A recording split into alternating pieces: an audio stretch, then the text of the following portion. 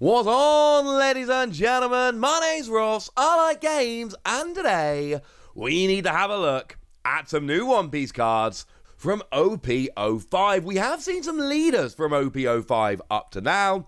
We've not actually seen any non-leader cards so far.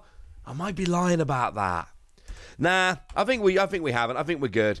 Either way, we're looking at some now. Now, I gotta warn you, we've seen these in a magazine, right? And for some reason, I don't understand this. Whoever took a picture, took like a proper blurry potato can picture, and I don't understand. Whoever shares these images, they're always really washed out and weird, and I don't understand why.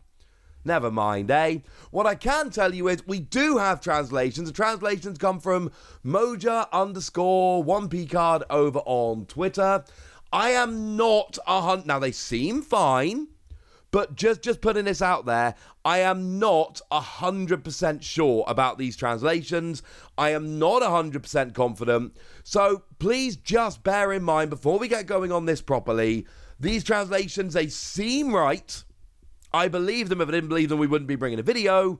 But just please bear in mind, they are not confirmed and they are coming from blurry potato cam images. I mean, like, they're green cards. I know they're green cards because I pulled up the 6-color Luffy and I had a look at the color wheel, and they've all got the color pointing directly to the right, colored in.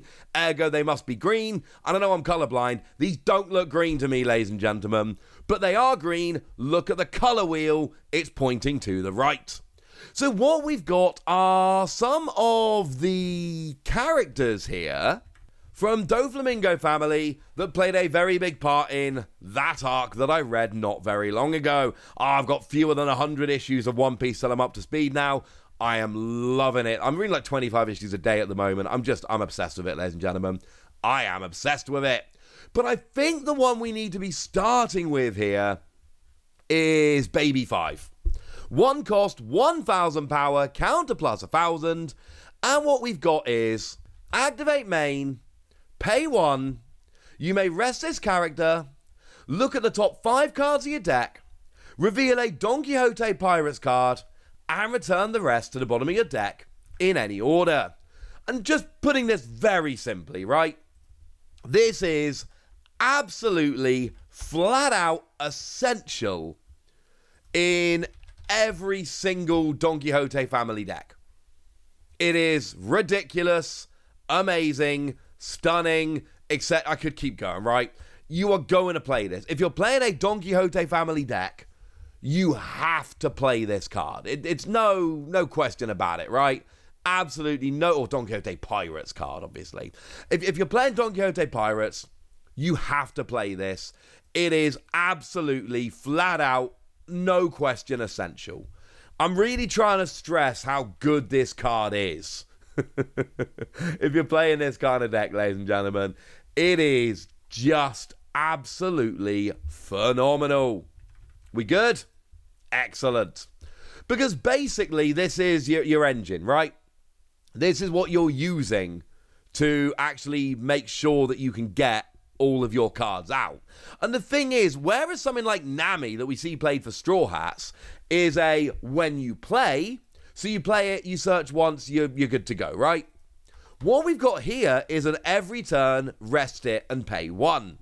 Which you would think means your opponent is going to target this down instantly to take out, and you would be right, except there's another card I'm going to tell you about in a minute, which makes that way more difficult, because we've got a bit of a combo going, and that makes perfect sense. But this isn't a, when you play, grab 1 card, that's lovely. This is a pay 1 to put her into play, and then every turn, rest and pay 1 to go and search a Doflamingo Pirate. It is absolutely essential in a Doflamingo Pirate deck. It is great. But of course, the first time you use this, you're going to be rested, and every time you're rested, that means your opponent can go after the character, so your opponent's going to be going after you instantly. But that's where Buffalo comes in, ladies and gentlemen. Because what we've got from Buffalo is free cost, 4,000 power, counter plus 1,000. That's fine. However, when attacking, once per turn, if you have 2 or more characters rested, activate up to one cost rested character. And it's going to be Baby 5, right? Like, literally, when Moja One Picard tweeted this out, they literally gave a translation, or they put what it did. I actually translated it from their Japanese tweet, but I can't take much credit because I cannot read. It's way too blurry. But anyway, they apparently could. And they tweeted out, do you feel like protecting Baby 5? Yes. Yes, I do. Because I just explained to you how good Baby 5 is, right? And I just explained to you how this is a card where you're going to want to sit there every single turn, pay one, search a card, pay one, search a card, pay one, search a card, yeah? Simple as that, ladies and gentlemen. Absolutely perfect. It is, at Baby 5, an essential card if you're playing Don Quixote Pirates. But it's an every turn thing, so guarantee your opponent will go after it at the very, very, very first opportunity. That is not a good thing. So what you do is you play down Buffalo, and every time your opponent would go after this, yeah, they can't, ha ha ha, in their face. Love it. Absolutely love it, ladies and gentlemen. This is brilliant and wonderful and amazing, and I'm a fan. It's awesome. This is great. Yeah, that's it. It's just simple as that. But the fact is, you're activating your Baby 5 every time. I mean, you can go over one cost if you like, but nah. This is for Baby 5, let's be clear. But we want a big threat as well. How about Pika? Not that Pika, different Pika. 4 cost, 6,000 power, no counter. And I've already seen some people going, oh, Pika's going to have blocker. Pika doesn't have blocker.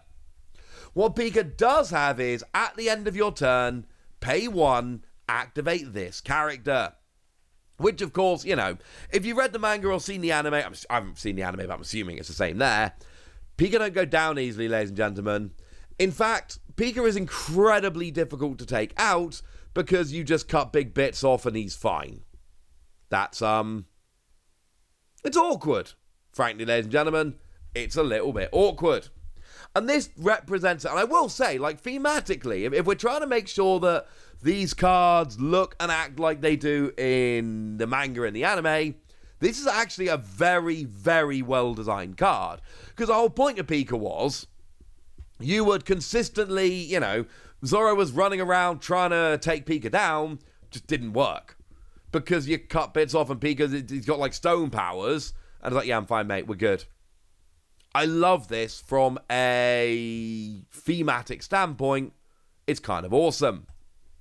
But also, we've got another skill here, which again is thematically very appropriate. Once per turn, if this character is KO'd, you can put up to 1 Don Quixote Pirates character other than Pika to rest instead. Oh. Yeah. That's kind of amazing. What that means is you basically survive. And here's the thing, you don't even have to KO the other character. It's somebody with the trait Don Quixote Pirates. But you don't even have to actually KO your character, you just rest it instead. Which is ridiculous, ladies and gentlemen. Absolutely ridiculous. It basically means that, you know, you're going to be active on your opponent's turn, so they're not going to be able to go after you in that way. And then even if they do KO you, you can just rest another character instead. Now, it is once per turn, so what that means is that if your opponent does actually take you out twice, they will get you. Like, this isn't an invincible card. This isn't like the Kaido I showed you the other day from the book, from the anniversary book, where literally if your opponent's got 10 Don, it cannot be KO'd. It's not that good. But the fact that you're putting yourself active at the end of your turn, and the fact that when your opponent would KO you, you can in fact rest one of your other characters instead.